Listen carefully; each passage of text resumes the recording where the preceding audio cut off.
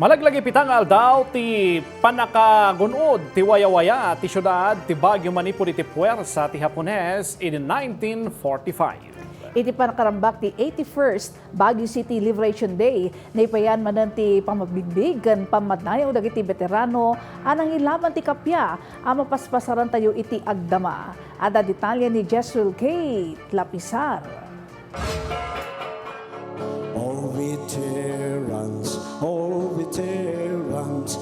Veterans of World War II. You are not lost, you are still great.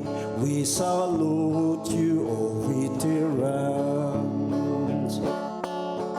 Iti kansyon adaytoy na ibinglay ti kapadasan dagiti World War II veterans anang gilaban iti wayawaya ti pagilian a Pilipinas. Tapnumot may ipalagip ti Kinabannuar dagiti soldado kon sibilyan a nagkaykaysa para iti kapya a mapaspasaran iti syudad, narambakan ita nga aldaw ti maikawalupulo ket maysa nga anibersaryo ti Baguio City Liberation Day. Nang rugi ti programa babaon iti wreath-laying ceremony iti Veterans Park na sa dino nang idaton iti sabong dagiti opisyal ti lokal a gobyerno ken nagduduma a sektor ti syudad. Naangay pa iti candle lighting ken 21 gun salute kas panangipaay ti pamadayaw kadagiti sakripisyo dagiti World War II veterans.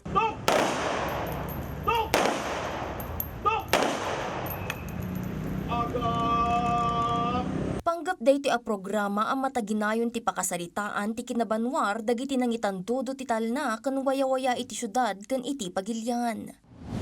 Let us honor them by being responsible, protect the peace they fought for, not just in history, but in how we live every day. And may we always remember freedom is not only inherited, it is honored, protected, and lived. Naway dalhin natin ang mga aral ng katapangan at pagkakaisang ipinakita ng ating mga sundalong veterano, lalo-lalo na ang ating mga liberators ng siyudad ng Baguio. At patuloy tayong magtulungan sa pagbuo ng isang Baguio na ating ipagmamalaki sa susunod na henerasyon. Nakipasatmet iti programa ti oldest living World War II veteran iti syudad kadwa ti anak na tapno lagipon dagiti kakadwana a nangilaban ti wayawaya ti syudad. Malaking kwan yun kasi silang nag-liberate dito sa Baguio, sila nga naman. Tapos unti-unti na silang nawawala.